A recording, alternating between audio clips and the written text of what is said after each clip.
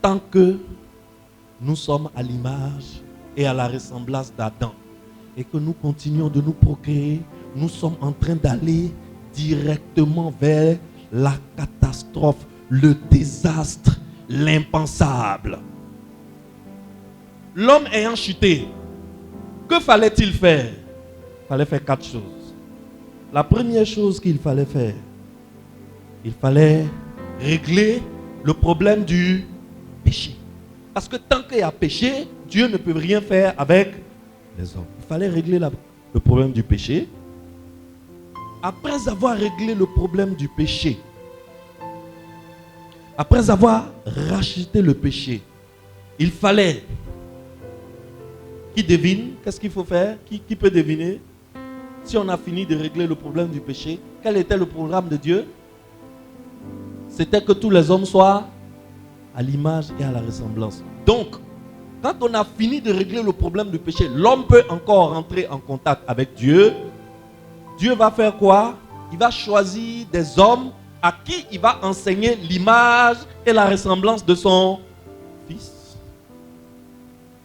Et maintenant, il va dire à ces hommes-là, qui sont à l'image et à la ressemblance de son fils, allez parmi tous ceux qui sont perdus là, tous ceux qui sont à l'image d'Adam, allez leur annoncer qu'il existe un moyen de régler le problème du péché et de revenir désormais pour ressembler à qui? À son fils Jésus-Christ. Ça, c'est la deuxième étape.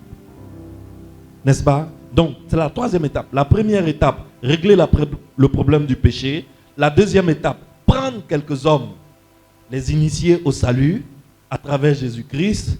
Ensuite, envoyer, troisième étape, envoyer ces hommes-là pour aller chercher d'autres hommes pour les emmener dans la maison de Dieu. Et la quatrième étape, détruire Satan et tous ceux qui ont choisi de le suivre et restaurer sur la terre la gloire de Dieu.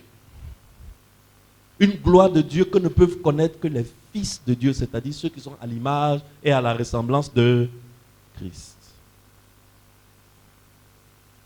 Alors, à quelle étape sommes-nous? Est-ce que nous sommes à l'étape 1, où il s'agit de régler la question du péché? Est-ce que nous sommes à l'étape 2, où il s'agit de prendre quelques personnes et de leur parler du salut? Est-ce que nous sommes à l'étape 3, où il faut envoyer quelques personnes vers le monde pour leur annoncer le salut? Ou est-ce que nous sommes à l'étape 4, où Satan est déjà détruit et une nouvelle terre peut commencer? À quelle étape sommes-nous?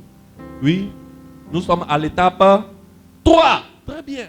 Nous sommes à l'étape 3. Actuellement, dans l'histoire des hommes, nous sommes à l'étape 3. Ça veut dire que le salut est venu sur terre à travers qui? À travers la personne de Jésus. C'est-à-dire le Fils qu'on veut, le Fils que Dieu veut que nous imitons. Il y avait qui, à part lui, qui pouvait venir pour venir nous régler le problème du péché? Il y avait personne. Comme c'est à toi que je veux qu'il ressemble. Comme c'est toi qui es le modèle que je veux reproduire, va les sauver.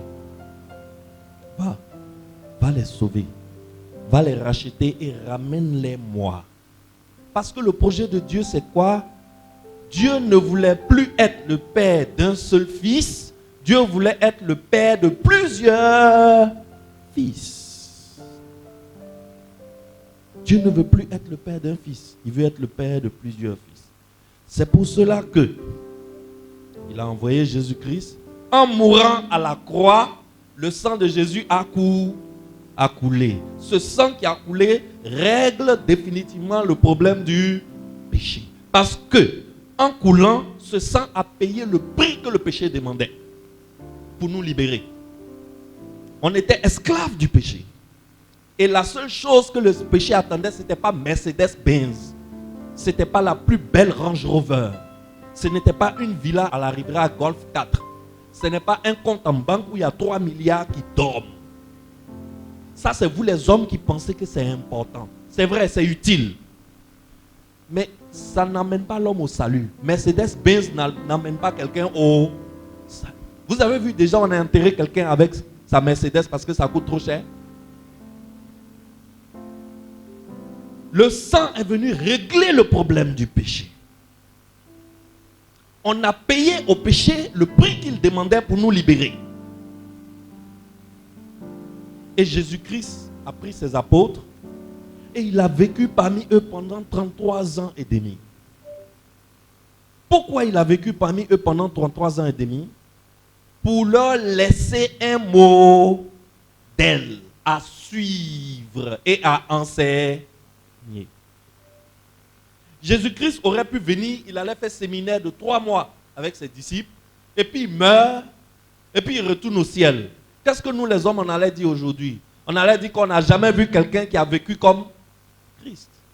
Que comment nous aussi on peut vivre comme Christ?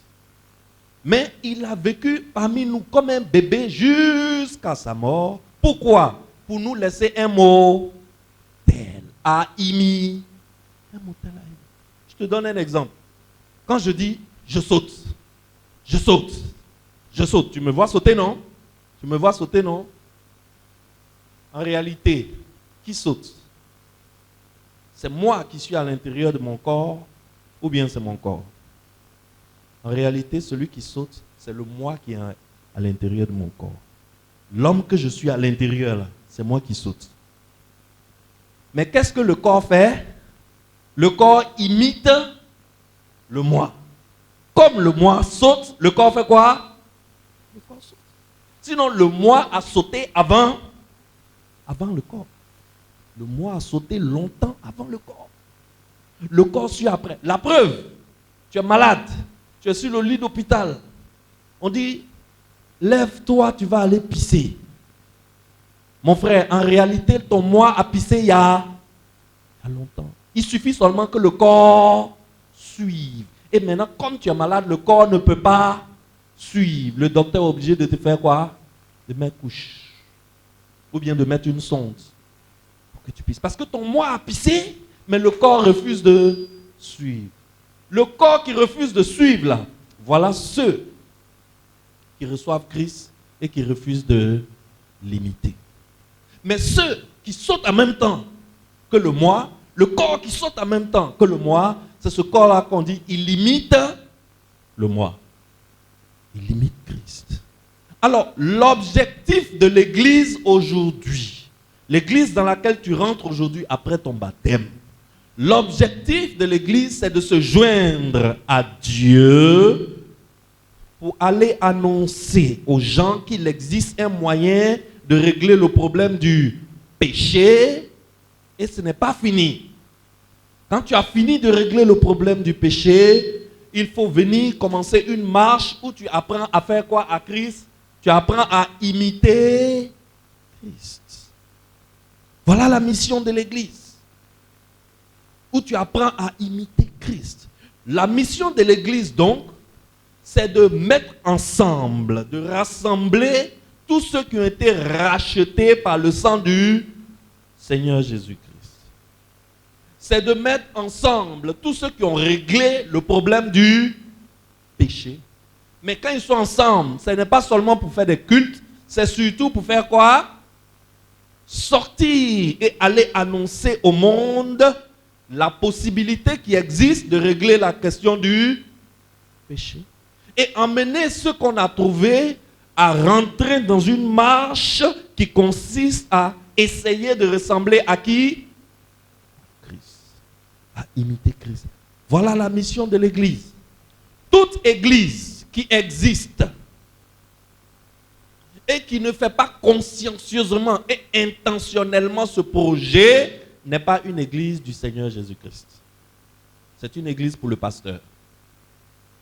Est-ce que quelqu'un me suit? Est-ce que quelqu'un me suit?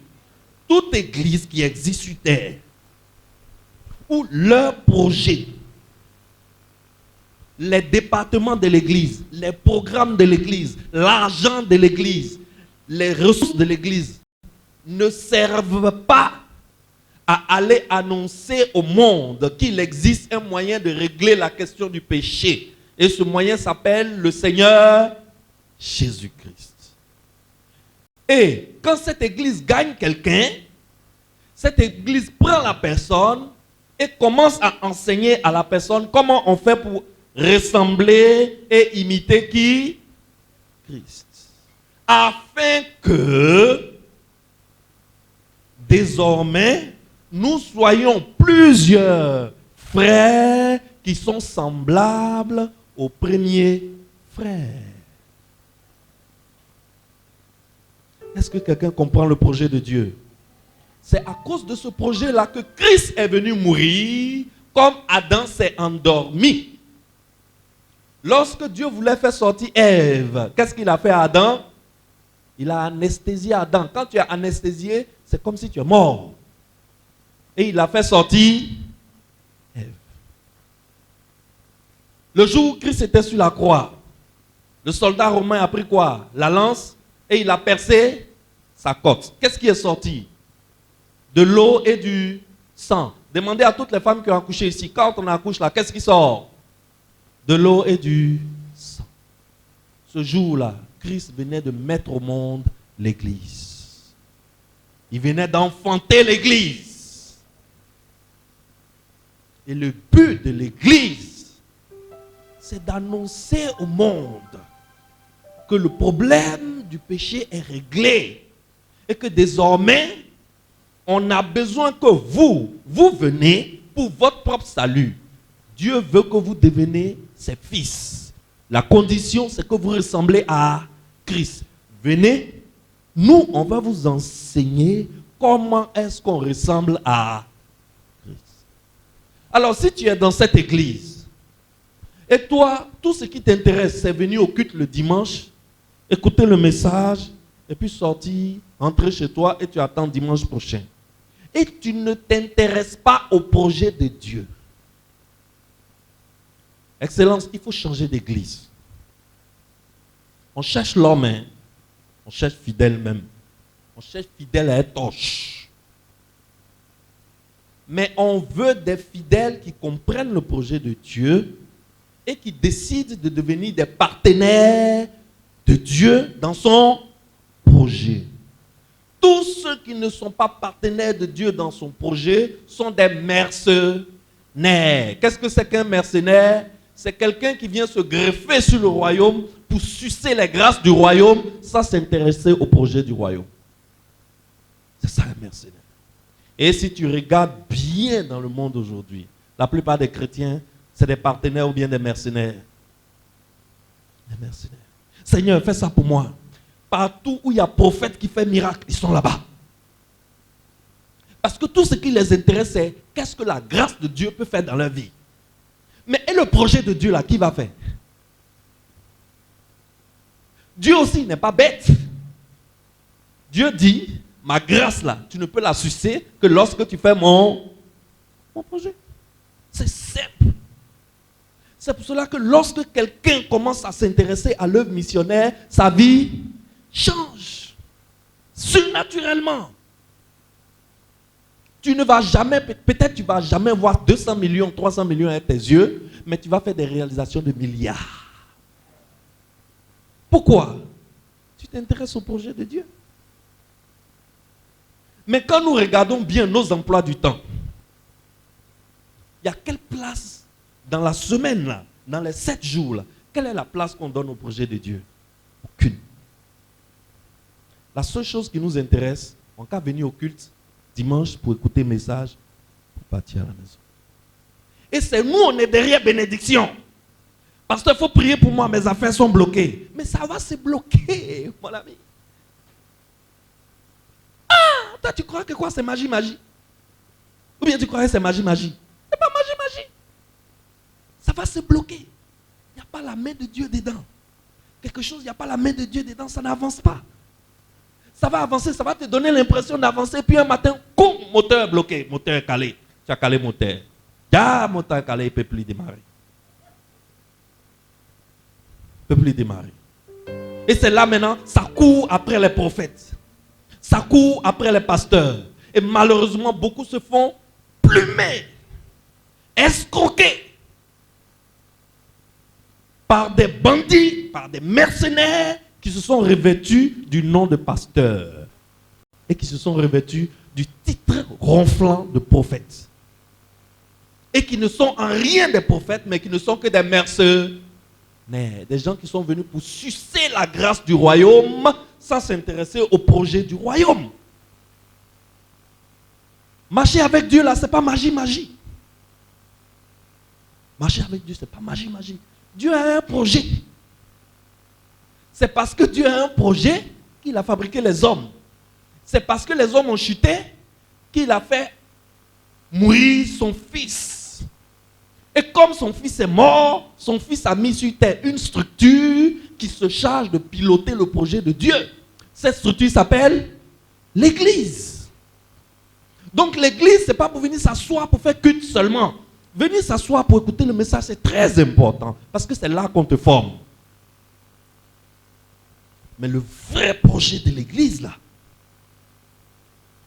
c'est aller annoncer à ceux qui ne sont pas au courant que le problème du péché a une solution. Il y en a qui ne savent même pas qu'ils sont dans un ramba avec le péché. Il faut leur dire qu'ils sont dans un ramba. Si quelqu'un ne leur dit pas, comment ils vont savoir? Il y a des gens qui sont venus sur cette terre et qui sont morts sans se rendre compte qu'ils étaient dans un problème avec Dieu. Ça là, c'est Dieu seul qui sait comment il va traiter leur cas. Mais tant que tu n'as pas accepté le Seigneur Jésus-Christ comme Seigneur et Sauveur, tu n'as pas encore réglé le problème du péché. Et maintenant que tu as accepté le Seigneur Jésus-Christ comme Seigneur et Sauveur, il n'attend pas seulement des gloire à l'agneau, gloire à l'agneau, gloire à l'agneau dans la bouche, et puis tu tombes, et puis tu... Et puis le prophète te dit, laissez-le.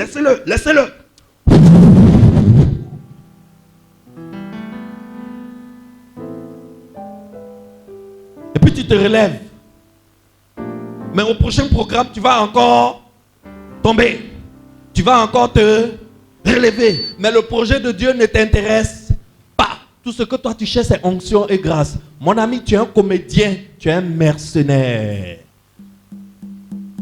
Tu n'es pas un partenaire de Dieu dans son projet. Alors, l'église, la maison de la destinée, est une église qui s'occupe consciencieusement et intentionnellement du projet de Dieu, du projet éternel de Dieu, qui consiste à prendre des hommes qui autrefois étaient pécheurs, mais qui aujourd'hui ne sont plus pécheurs à cause du sang de Jésus, et de les amener petit à petit à ressembler à Christ, refléter Christ, représenter Christ et enfin reproduire Christ. Nous avons le schéma, je vais demander qu'on me mette le schéma. Nous avons le schéma que nous appliquons dans cette église à toute personne. Dans cette église, voici le schéma que nous appliquons à toute personne qui rentre. À cause du projet de Dieu, ce n'est pas parce qu'on veut vous emmerder. Mais c'est parce que Dieu a un projet. On est désolé, mais Dieu a un projet. On est obligé de vous dire que Dieu a un projet. C'est de ça qu'il s'agit. Quand tu rentres dans cette église-là, ici, là, quand tu rentres, tu es à ce niveau. C'est là qu'on te baptise. N'est-ce pas? Tu es membre. Mais tu as un travail à faire pour Dieu. Parce que tu dois être partenaire et non mercenaire. Le titre que je voulais donner à mon enseignement ce matin, c'est partenaire ou mercenaire. Mais je me suis dit que c'est un peu violent. Donc j'ai dit notre mission, notre but. Sinon je voulais mettre partenaire ou mercenaire. Écoute. Hey, de temps en temps, il faut te mettre en question. Il faut te poser la question. Suis-je un partenaire ou un mercenaire? C'est tellement facile de devenir mercenaire dans le royaume de Dieu. Le mercenaire, c'est celui qui vient sucer la grâce et qui s'en fout du projet. Il vient chercher bonheur. Il vient pour qu'on prie pour lui pour que ses affaires se décantent. Il vient pour qu'on prie pour lui pour que sa maladie quitte. Il vient pour qu'on prie pour lui pour qu'il gagne mariage. Il vient pour qu'on prie pour lui pour qu'il gagne enfant. Mais le projet de Dieu ne l'intéresse pas. Quand on dit le projet de Dieu, il sort par la petite porte. Il est parti. Dimanche matin, allons gagner des âmes. Il y a 7 personnes ici. Alors que cette église a plus de 120 membres. Il y a 7 personnes ici. Pour aller gagner des âmes. Quand tu vas demander, ils vont te dire il pleut. faut demander demain lundi matin. Parce que demain lundi matin, il va pleuvoir encore. Il faut appeler tes fidèles. Ils vont te dire, pasteur, je suis au travail depuis 6 heures.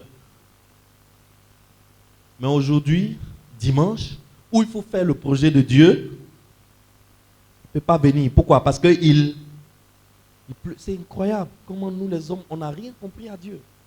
Nous les hommes, on dit on suit Dieu, on n'a rien compris à Dieu. On n'a rien compris à Dieu. Et puis c'est nous, on est étonnés qu'on est bloqué.